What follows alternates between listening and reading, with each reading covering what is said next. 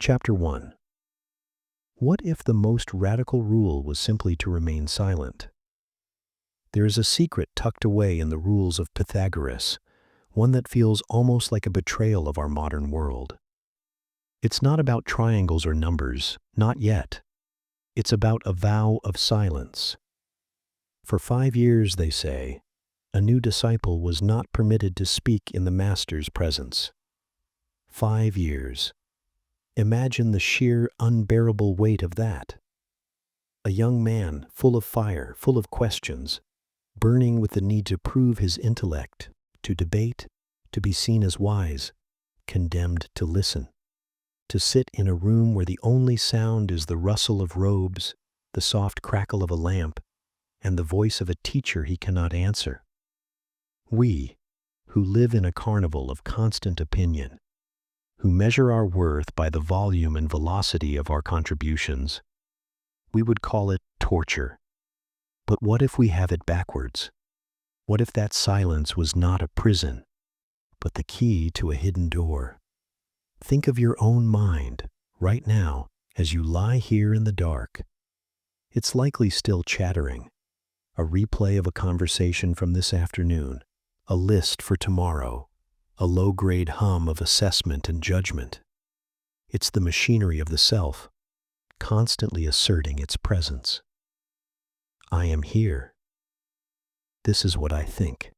This is what I need. Pythagoras suspected that this very machinery was the problem, that the ceaseless narration of the ego was a static that drowned out a far more important signal.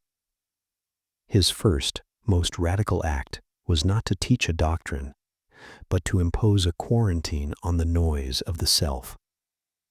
He forced the mind to turn its attention inward until the only thing left to observe was the observer. In that profound quiet, a transformation was meant to occur. The disciple would first grow frantic with unsaid thoughts, then bored with them, and finally detached from them.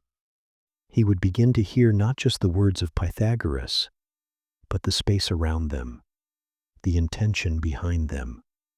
He would start to hear the world without the filter of his own ready-made commentary. This is the silence that is not an absence, but a presence. It's the silence of a deep forest, where you stop telling yourself what you're seeing and simply see, where the boundary between you and the rustling leaves begins to soften. For Pythagoras, the universe itself was speaking in a constant mathematical hymn, the music of the spheres. But to hear it, you had to become quiet inside. Your internal monologue had to settle, like silt in a jar of water, until the water was clear and you could see straight to the bottom. The 5-year silence was a tool for polishing the soul's inner ear. It was an acknowledgement that the deepest truths cannot be shouted. They can only be whispered, and only to those who have learned how to stop shouting back. And isn't this what we secretly crave when the day is done? Not more noise, but a reprieve from it. The day demands our voice, our opinion, our instant reaction. But the night offers a different covenant. It invites us to lay down the burden of having something to say, to just listen to the rhythm of your own breath, which requires no opinion from you, to the faint sounds of the house settling, which are not about you at all. In this space, a subtle shift can happen. The problems that seemed so monolithic under the glare of noon start to lose their hard edges. They become less like solid facts and more like passing weather in the sky of your awareness. This was the Pythagorean secret, that by relinquishing the need to define the world, you begin to understand it. By stopping the desperate effort to be someone, you finally are. So as you lie here, don't try to solve anything. Don't try to be anything. Just practice a small, gentle silence. Let the thoughts come and let them go, like clouds passing before the moon. Don't grab them. Don't follow them. Just watch them drift. And in the space they leave behind, you might just hear it. Not with your ears, but with your whole being.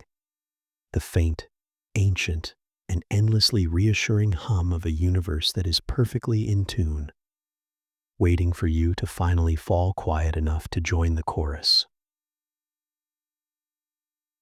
Chapter 2. Could the harmony of the cosmos be heard in the space between your heartbeats? Could the harmony of the cosmos be heard in the space between your heartbeats? From that deep human silence, let's turn our attention outward to the grandest silence of all. Pythagoras looked up at the night sky and heard music, not a metaphor. He believed the planets and stars in their vast, perfect orbits generated a celestial sound, a harmony of such breathtaking perfection that it was the very fabric of reality. We, with our scientific minds, smile. We know space is a vacuum, sound cannot travel.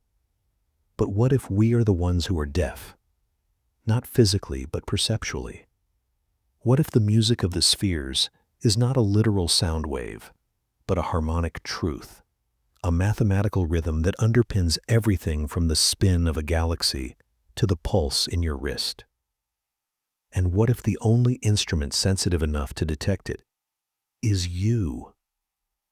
Imagine the solar system as a vast cosmic lyre, each planet a string of a certain length and tension. As it moves through its orbit, it plucks a note. The speed of its orbit, its distance from the sun, these weren't random to Pythagoras. They were expressions of number and ratio. And he knew, from his experiments with a single string, that certain ratios created consonants, beautiful, simple intervals like the octave or the fifth, while others created dissonance. He mapped these perfect ratios onto the heavens.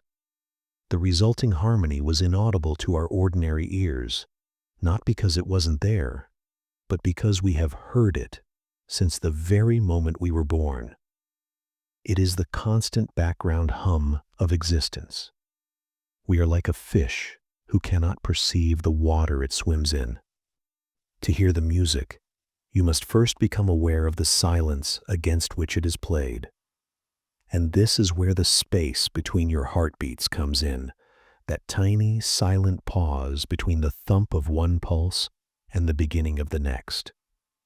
It is a microcosm of the vast silence between the stars. In that pause, there is no you, no story, no problem. There is just potential. It is a moment of pure being. And Pythagoras would say that if you can bring your awareness to that silent rhythm within you, the rhythm that keeps you alive without any effort of your will, you can begin to attune yourself to the greater rhythm without. Your heartbeat is not just a biological function. It is your personal, intimate participation in the cosmic dance. It is your body's own small string, vibrating in sympathy with the great strings of the universe. This changes everything, doesn't it? Your anxiety, that frantic, hurried rhythm that feels so isolating, is just a temporary dissonance, a string out of tune. But the greater harmony is always there, steady, immense, patient. The goal is not to fight the dissonance, but to gently, patiently tune yourself back, to breathe, to find that silent pause and rest in it, to remember that you are not a solitary note screaming into a void. You are part of a chord that includes the slow, deep hum of Jupiter and the brilliant high ring of Mercury. Your life, with all its triumphs and tragedies, is a melody woven into this eternal symphony. The loneliness that sometimes grips you in the dead of night is an illusion of perception. You are never alone. You are surrounded by and made of this ancient, beautiful music. So tonight, don't count sheep. Count your heartbeats, but don't count the beats themselves. Count the gaps, the rests, the silences. Feel the rhythm of your own life, not as a frantic race, but as a steady, rhythmic contribution to a song that has been playing since the beginning of time. And as you drift closer to sleep, let that thought comfort you. You are not falling into unconsciousness. You are tuning in. You are joining a chorus so vast, so beautiful, that your waking mind could never comprehend it. Yet your dreaming soul knows the melody by heart. And so we find that from the deepest silence within, we can hear the grandest music without. But this philosophy was not just about cosmic poetry. It was a practical guide for living a good life down here on Earth. And sometimes, the most profound rules are the strangest, the ones that seem to make the least sense until you peer into their hidden geometry. Chapter 3. Is the secret of a righteous life hidden in the geometry of a bean? Is the secret of a righteous life hidden in the geometry of a bean? It is the oddest of his commandments, the one that most invites our modern smirk. Pythagoras forbade his followers from eating beans. It's so bizarre, so specific, that we're tempted to dismiss it as primitive superstition and move on. But what if there's a deeper geometry at work? What if the bean was not just a bean, but a symbol? A key to a very particular kind of ethical understanding. An understanding not of rules, but of connections. The kind of connections that can either tether you to the mud or allow your soul to ascend. One ancient explanation is that beans, when split open, resemble the female genitalia, or a fetus. They were seen as vessels of life, of soul. To eat one was to consume a potential human life, an act of profound impurity. Another, more biological, suggests they cause flatulence, which disturbed the harmony of the body and made the difficult work of contemplation challenging. But let's go deeper into the geometry. Think of a bean plant. It grows, but it doesn't stand tall and straight like wheat. It twists, it climbs. It needs a stake to support it, something to cling to. It is dependent, entangled. Its roots don't go deep and strong. They form a shallow, interconnected web, fixing nitrogen in the soil. The bean plant is not an individual. It is a node in a network. Now think of the human soul. The Pythagorean goal was catharsis, purification, so the soul could break free from the cycle of reincarnation and return to the stars. The soul was a divine, mathematical entity, a fragment of the cosmic harmony trapped for a time in the messy, chaotic world of the flesh. The body is a tomb, they said, soma sema. And what does a soul trapped in a tomb need? It must remain light, unattached, free. It must avoid anything that binds it more tightly to the earth, that increases its entanglement. And here the geometry of the bean becomes a powerful moral lesson. The bean represents entanglement. Its very nature is connection, dependency, a clinging to the material world. To eat the bean was to take that principle of entanglement into your own body, to symbolically embrace the very thing your soul was trying to transcend. It was to choose the complex, muddy, interconnected web of earthly life over the pure, simple, singular line of ascent to the divine. It wasn't that beans were evil, it was that they were a symbol of everything the philosopher was trying to leave behind, the geometry of the world, not the geometry of the heavens. So, what is the bean in your life? It's not a literal legume. It's that thing, that habit, that relationship, that attachment that keeps you tangled in the lower world of drama and desire. It's the resentment you won't let go of because it's woven into your identity. It's the distraction you crave because it saves you from the scary work of looking inward. It's the shallow connection that prevents the deep, silent work of purification. The Pythagorean prohibition wasn't about dietary purity. It was a daily, tangible reminder to audit your attachments, to ask yourself, what is tying my soul to the ground? What is preventing me from hearing the music? And as you lie here at the end of the day, you can perform a gentle, non-judgmental audit. Not a harsh accounting, but a quiet noticing. What were the beans you consumed today? The frantic news cycle? The argument you replayed long after it was over? The worry about things you cannot control? These are the beans, the food of entanglement. And the practice, the philosophy, is to gently, gradually learn to set them aside. Not with force, but with a quiet understanding that they are not the food your soul truly hungers for. Your soul hungers for the silence. It thirsts for the music. It longs for the clean, simple, beautiful lines of geometric truth. So let them go, just for tonight. Let the tangled worries of the day dissolve. Feel yourself becoming lighter, less entangled, a little more free. You are not a bean clinging to a stake. You are a soul, a note in a cosmic song, slowly, gently, tuning itself. And as you cross the threshold into sleep, know that you are not escaping the world.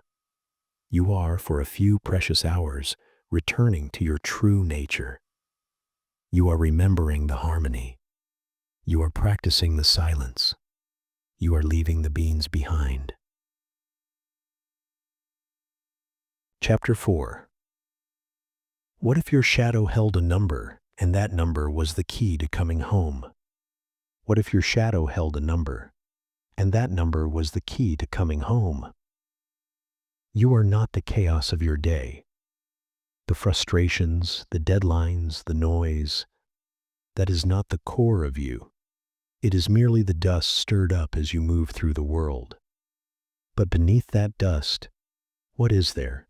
A structure, a form, an essence that is mathematical and eternal. Pythagoras, 2,500 years ago, did not just give us a theorem for triangles.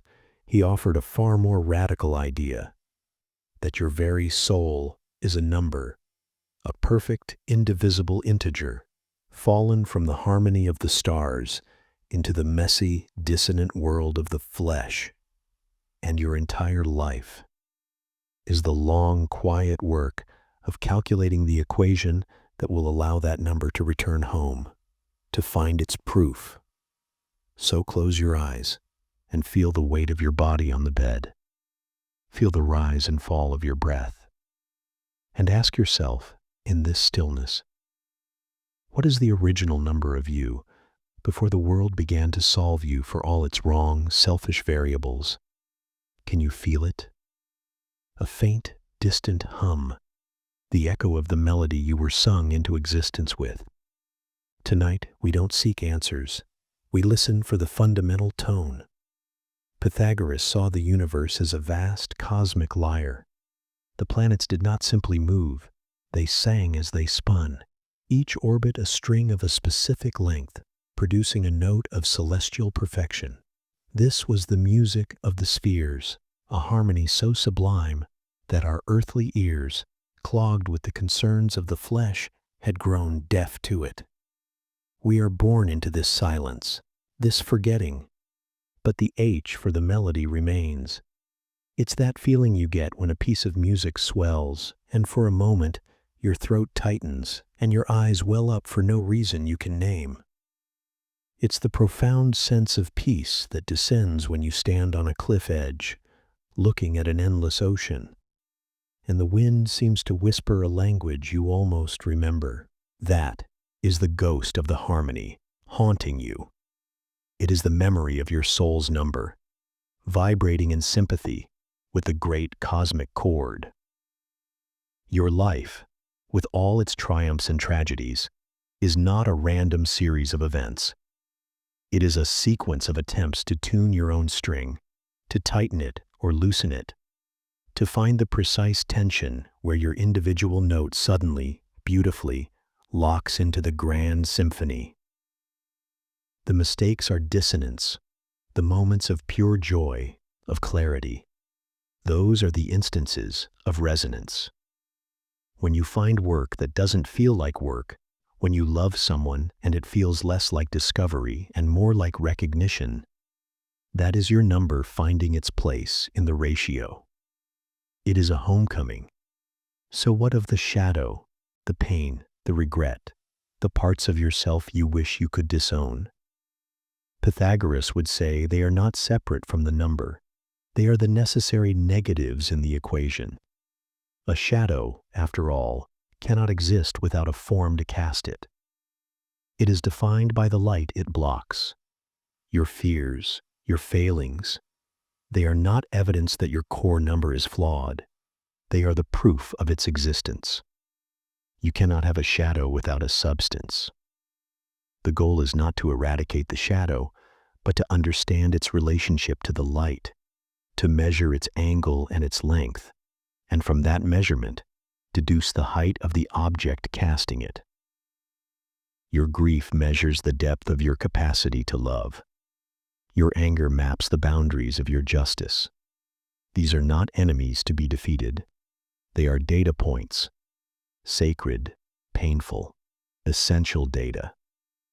To ignore them is to try and solve an equation with half the variables missing. You will never find the solution. You will remain adrift. But to gather them, to hold them gently in the quiet of the night, this is the sacred mathematics of the soul. This is how you begin to work the problem of yourself. Not with judgment, but with a curious, compassionate calculation. What is the sum of all my joys? What is the product of my sorrows? And when I divide one by the other, what, at my very center, is the quotient that remains? As you drift now towards the edges of sleep, let go of the need to solve anything. There is no test here, no final grade. Imagine instead that you are that perfect number, fallen from the stars, and for a few hours, as the world turns in its sleep, you are allowed to float back up, weightless, into the silent singing darkness between the spheres. Listen, not with your ears, but with your bones. The harmony is there. It always has been. And your number, your beautiful, unique number, is a vital part of the chord. It is not lost. It is only waiting for you to stop counting the distractions and remember the melody. So just listen. And in the listening, find your way home.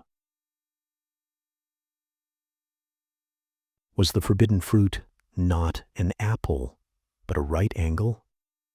We build our lives on straight lines and perfect corners, the walls of our homes, the screens we stare into, the relentless marching timeline of our schedules. We believe in the solid, the proven, the 90-degree certainty. It feels safe. It feels real. But what if this obsession with the right angle is the very thing that cut us off from a more fluid, a more true reality? What if our fall from grace wasn't about tasting knowledge, but about insisting on a rigid, unforgiving geometry that nature itself abhors? Pythagoras, the man who gave the world its most famous equation about a right triangle, held a secret, whispered only in the deepest chambers of his community, that the triangle was a doorway, not a destination, and that to worship the right angle was to worship the gate, while remaining forever outside the garden. The most profound truth, he suggested, lies not in the stark clarity of the perpendicular, but in the subtle, flowing mystery of the hypotenuse. The longest side, the sloping, mysterious path that connects 2 points without the harshness of a corner, the path that curves like a river, or the arch of your spine as you finally relax into sleep. What if we have been building our world on a fundamental misunderstanding of the divine design? Pythagoras discovered something unsettling about his own theorem. In a right triangle, The square of the hypotenuse equals the sum of the squares of the other two sides. A perfect, clean, logical relationship. But then, his followers tried to apply it to the simplest of right triangles, where both of the smaller sides are 1 unit long. They faced a crisis. 1 squared is 1.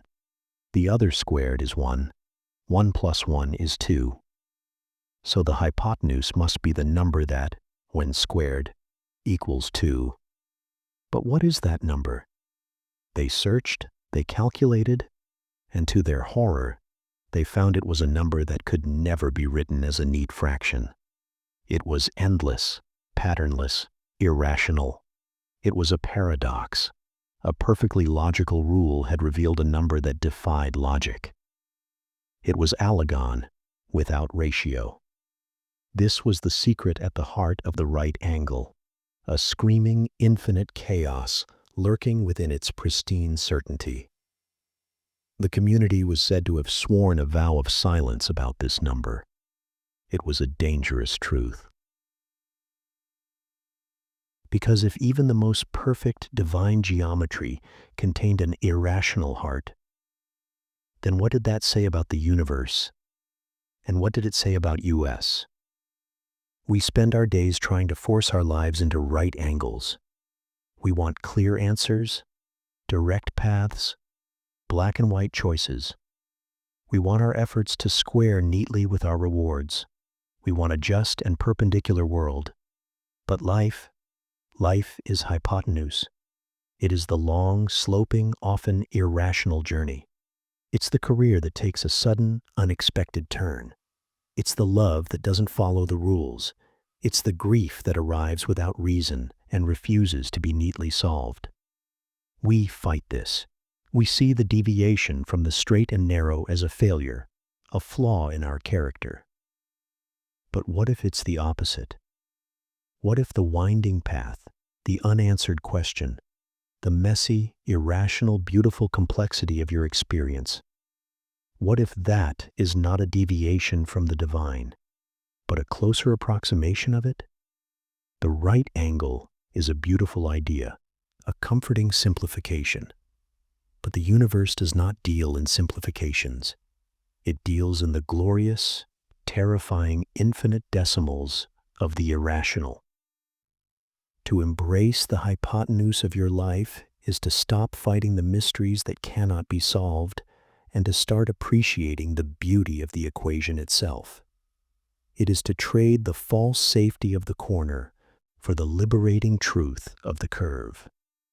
So as you lie here in the dark, feel the right angles of your day softening, the sharp edges of your worries blurring.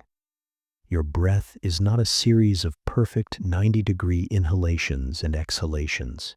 It is a tide, a wave, a gentle slope. The irrational number at the heart of things is not a monster. It is a reminder that the cosmos is vaster, more creative, and more mysterious than our neat little boxes can ever contain. Your life does not have to add up. It does not have to be squared. It only has to be lived along its own unique, meandering hypotenuse of a path. And that is more than enough. It is divine. And so we find that the structures we build, even the intellectual ones, can become cages if we forget the wildness they were meant to contain. But what of the container of the self, the very vessel that carries this irrational, numbered soul through the world? What rules must govern the temple before the God within can truly be heard?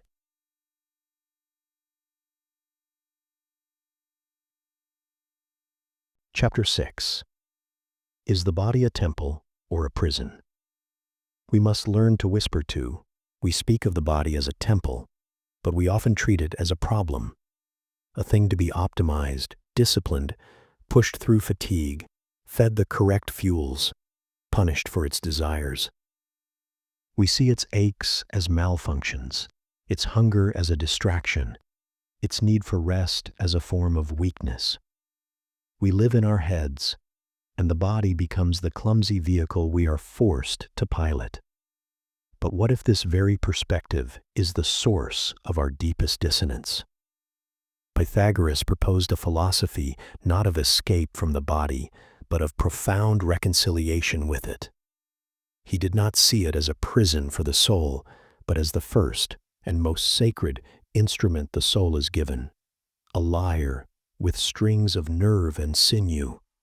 And the purpose of life was not to break the instrument, but to learn its exact tuning, to move through the world not as a ghost annoyed by its shell, but as a musician in constant gentle conversation with their instrument. What if the secret to a harmonious life lies not in conquering the flesh, but in listening to the whispers of its most ancient biological wisdom? The Pythagorean community had strict rules. They were vegetarians, not merely for ethical reasons, but because they believed all life contained echoes of the divine music, and to consume animal flesh was to ingest chaotic, dissonant vibrations. They began each morning not with a frantic check of a phone, but with a deliberate review of the previous day and the coming one, seeking to bring their actions into tune. Yet these rules were not about denial for denial's sake. They were about creating external silence so that the internal music could be heard. Think of it as the careful preparation of a concert hall before a performance. The walls are soundproofed, the audience hushed, the chairs arranged. This is not the point of the event, but it is essential for the music to be experienced in its purest form. Their dietary laws, their rituals of silence, their communal living. This was the soundproofing, the creation of a sacred, quiet space where the subtle note of the soul could resonate without interference from the clamor of the world. The goal was to still the external noise so the internal signal could strengthen. Your body is whispering to you all the time. The tightness in your shoulders when you are stressed is not a random glitch. It is the string of anxiety being plucked too hard. The heaviness in your limbs at the end of a long day is not a failure. It is the instrument telling you it is time to rest, to be retuned. The deep, satisfying fatigue after honest labor is a different note entirely from the brittle exhaustion of worry. They feel different because they are different vibrations. We have simply forgotten how to listen to the language. Lying here now. Can you feel the difference between the tiredness in your mind, the swirling, sharp thoughts, and the tiredness in your body? The mind's tiredness is a frantic, high-pitched note. The body's tiredness is a deep, cello-like hum asking for stillness. Pythagoras would say that sleep itself is the great retuning. It is when the conscious musician lays down the instrument and the cosmic luthier, the universe itself, comes to gently tighten the pegs, to smooth the strings, to restore the instrument to its proper pitch for the next day's song. So tonight, as you feel sleep drawing near, do not see it as an escape from your body. See it as the deepest form of listening. A surrender to the instrument's innate wisdom. Feel the weight of you on the mattress. Feel the gentle pulse of blood in your veins. This is not a prison. This is the lyre you were given. Every sensation, every ache, every whisper of comfort is a note. Your breath is the rhythm. Your heartbeat is the steady, percussive bass line of your existence. Your task is not to master it, but to partner with it, to learn its unique timbre, its particular tensions, to play it with compassion rather than brute force. The most beautiful music your soul will ever make in this world will be played through this body, not in spite of it. So let the external world fade. The day's demands are just noise outside the concert hall. In here, there is only the gentle hum of the instrument, waiting for the musician to rest, so it can be made ready for the next movement. Listen to its whisper. It is the oldest song you know, and it is singing you to sleep.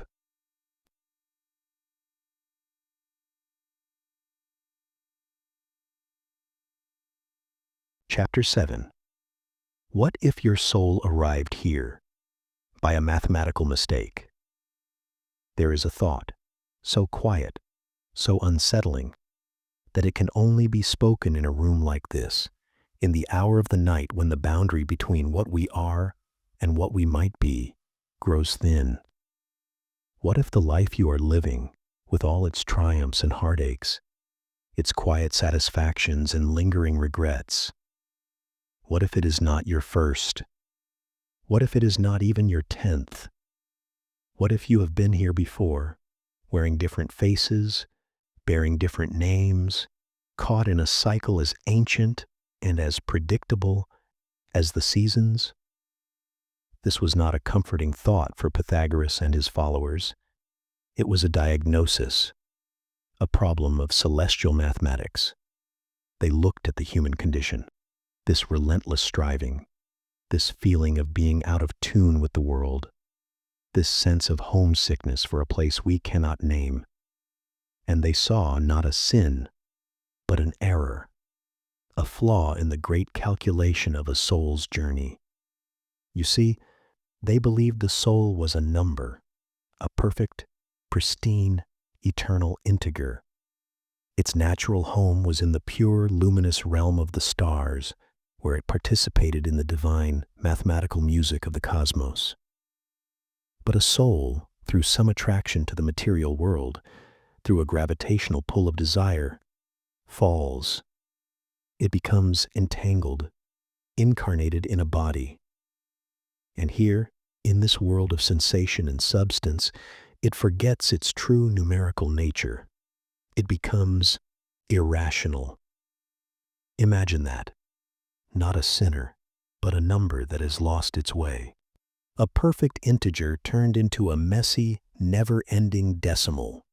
Your life, with all its unresolved conflicts, its repeating patterns of joy and sorrow, is the long, laborious process of that number trying to simplify itself, trying to solve the equation of its own existence, to cancel out the complications, and return to a state of perfect, whole unity. This is the great work. This is why you are here. Not to achieve fame or fortune, but to achieve mathematical purity, to remember the pristine integer you were always meant to be. Think of the burdens you carry tonight, the grudges that feel like stones in your pocket, the anxieties circling your mind like vultures, the desires flickering just out of reach. The Pythagorean would say these are not merely psychological states. They are the visible symptoms of your soul's mathematical dislocation. A grudge is a negative number you refuse to release. An anxiety is the frantic vibration of a fraction that cannot resolve.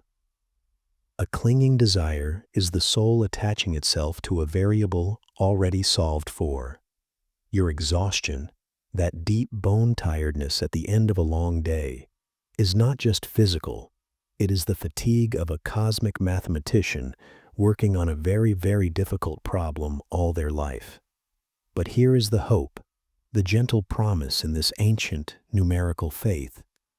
The solution is not to try harder, but to remember, to still the clamor of the world and listen for the original melody. Before you sleep tonight, consider this. Your breathing, is it not a ratio? The space between your heartbeats, is it not an interval? Your body, resting against the sheets, is a collection of angles and proportions, a temporary vessel for a timeless equation. The goal is not to escape the body, as if it were a prison, but to tune it, to make it a better instrument, a more accurate reflection of the harmony it temporarily contains. So that one day, when the final calculation is complete, the soul, that perfect number, can look upon the messy, long division of a life and see that it has, at last, been simplified. The remainder is zero. The work is done, and it is free to return to the starry chorus from which it came. Let that be a comfort. Your struggles are not meaningless. They are the terms of a beautiful, difficult equation. And sleep.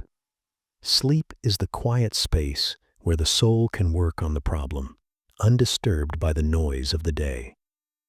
The echoes of that celestial equation fade, leaving behind a silence that feels expectant, as if the air itself is waiting for a note to be struck. And it makes you wonder if the soul is a number yearning for its place in a cosmic chorus. What does that chorus actually sound like? What melody is so profound that our entire existence is just an attempt to remember it?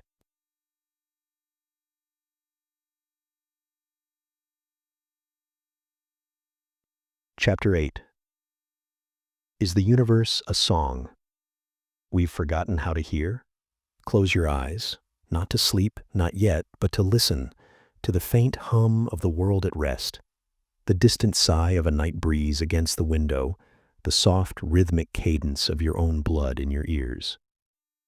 Now, imagine these sounds are not random, not mere background noise, but the faint, earthly echoes of a music playing on a scale so vast it encompasses the very turning of the planets and the burning of the stars. This was the breathtaking revelation of Pythagoras. He discovered that the cosmos has a soundtrack. The story is told that he was passing a blacksmith's shop when he heard the hammers striking the anvil, each producing a different note. He noticed the hammers' weights were in simple, whole number ratios. The one twice the weight of another sounded a note an octave higher. Another, in a ratio of 3:2, produced a perfect fifth. In that chaotic clanging, he heard the hidden grammar of harmony. He rushed home, stretched a single string over a board, the monochord, and found that pressing the string at precise mathematical points generated every consonant interval. Beauty, it turned out, was not opinion. It was law. And then he looked up. If this law governs the vibration of a string, why not the vibration of a planet? Why wouldn't the spheres themselves, in their majestic orbits, produce sound? Each planet, moving at its own velocity, would hum its own pitch. The moon, a low, slow tone. The earth, something richer. Mars, perhaps a fiercer note. And the sphere of the fixed stars, the outermost limit, sounding the deepest, most profound bass imaginable. Together, they would form a magnificent, complex chord, the music of the spheres. A harmony so perfect, so constant, that we, born into it, have long since ceased to hear it. It is the permanent background music of existence, and we are deaf to it. We are like fish that have never known the concept of water. Bathed in this cosmic symphony from first breath to last, we live in auditory amnesia. Our frantic clamor, the song of our career, the rhythm of our routines, the dissonant chords of our conflicts, drowns out the grandest composition of all. And so the anxiety of modern life, the disconnection, the unrootedness, could it be the sensation of a soul vibrating out of sync with the fundamental frequency of the universe? This is why Pythagoras prescribed silence, contemplation, discipline. Not austerity for its own sake, but auditory training, an effort to clean the ears of the soul, to filter out the static of the mundane, the shouting in the marketplace, the clatter of coins, the empty chatter of opinion. For philosophy was not only to think correctly, it was to listen correctly, to reattune the instrument of the self until it could once again resonate with the harmony of the whole. And now, as you drift toward sleep, Let this thought settle over you. The silence of your room is not empty, but a space pregnant with vibrations too subtle for waking ears. Your heartbeat is a drum, seeking its rhythm in a larger piece.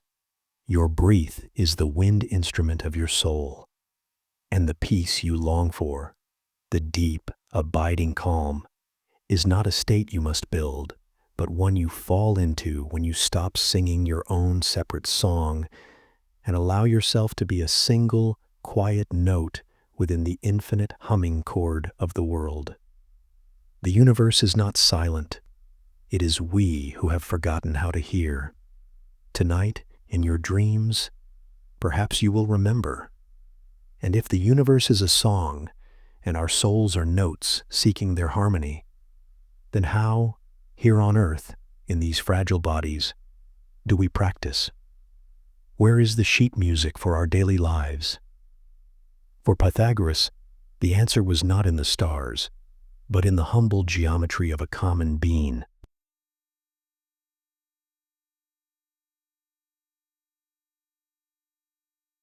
Chapter 9.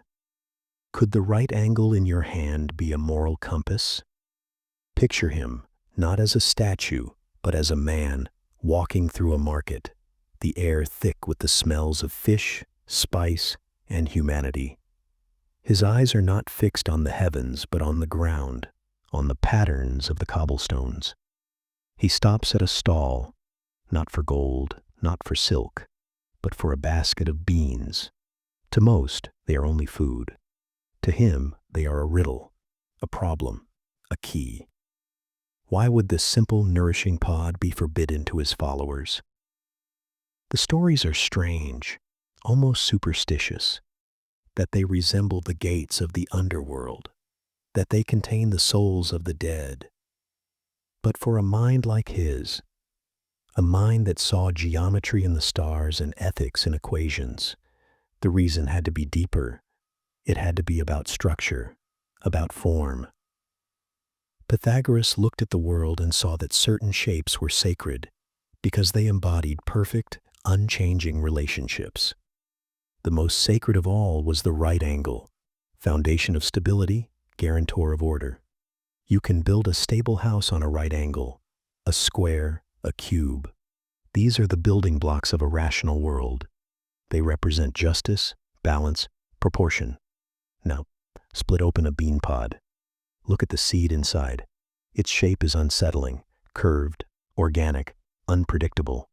It lacks the clear, rational lines of the sacred geometries. It is a shape of becoming, of chaos, of potentiality. To consume it, to take its chaotic nature into your own body, was to risk introducing that chaos into your soul. It was to blur the clean, sharp lines of your moral and intellectual structure. This was never superstition. It was symbolism. We are what we eat, not just physically, but spiritually. We are what we surround ourselves with. We become the geometry of our environment. The Pythagorean life was an attempt to build a soul with right angles, a soul that was square, stable, true. A life governed by proportion, not too much food, not too little, not too much speech, not too much silence. The famous golden verse, the rules his students lived by, was not poetry, but blueprint. Honor first the immortal gods, as the law demands, then reverence your oath, then honor the noble heroes and the spirits of the dead. This is not random. It is architecture. It establishes hierarchy, structure, right-angled relationships between the self and the cosmos. Now, bring this down from the ancient world to the quiet of your room tonight. Look at your own life as a structure you are building. Are the corners square? Is the foundation level? Or has it become a crooked house, rooms added haphazardly, walls leaning under the weight of compromise? The anxiety you feel, the dissatisfaction, could it be the sound of a structure straining? A warning that the geometry is off? We may not shun beans, But what are the metaphorical beings in our lives? The chaotic influences we consume without thought? The endless scroll of bad news that pours dissonance into our minds? The relationships built on oblique angles of manipulation and doubt rather than the right angles of honesty and respect? The work that forces us to bend our ethics, to become something less than square? Pythagoras whispers a quiet, radical solution. Become an architect of your soul. Measure your actions with the set square of reason. Build your days with the plumb line of intention. Seek out the right angles in the world, in a well-made piece of furniture, in the clean line of a horizon, in the honest handshake of a friend. These are not mere aesthetic pleasures. They are nourishment, tuning forks reminding your soul of its true, stable, proportional nature. The peace you seek is the peace of a well-built house in a storm. The winds may howl, the rain may fall, but the structure holds. The right angles hold. So as you surrender to sleep, let go of the chaotic, bean-like shapes of the day. Imagine your mind, your spirit, settling into a perfect square, a cube of calm, a stable foundation resting on the eternal, unshakable laws of a geometric universe. And in that stability, you will find your rest.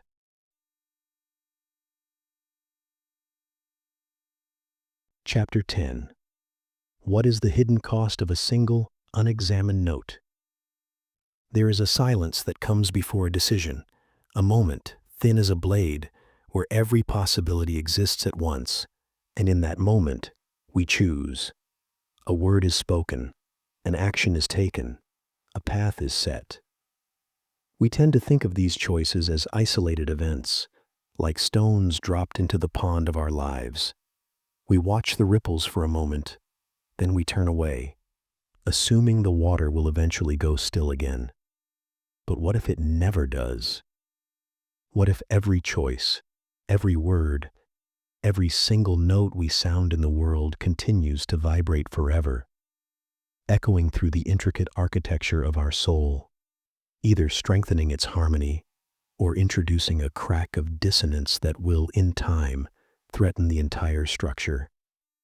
This was the terrifying, beautiful burden of the Pythagorean. They understood that a life of harmony was not built in grand, sweeping gestures, but in the microscopic attention paid to every single note.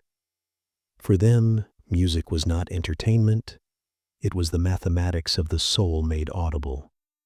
And just as a single dissonant note can ruin a perfect chord, a single unvirtuous action can throw the entire symphony of a character out of tune. There are no small sins. There are no insignificant choices. There are only notes contributing either to the music of the spheres or to the noise that obscures it. Imagine the weight of that, the pressure. To wake each morning and know that the tone of your voice when you greet your family, the patience you extend to a frustrating colleague, the honesty you show in a transaction where no one would ever know, that these are not social niceties. They are spiritual exercises. They are the daily tuning of your instrument. To be careless with your anger, to indulge a petty jealousy, to speak a half-truth for convenience. These are not just moral failings. They are, to the Pythagorean ear, acts of acoustic vandalism. You are introducing a screech, a clang, a frequency that is irrational, that does not fit the divine ratio. And that dissonance does not simply vanish. It accumulates. It resonates with other dissonances, creating a feedback loop of internal chaos. The anxiety that plagues you, the feeling of being fractured, of being at war with yourself, this is not a psychological mystery.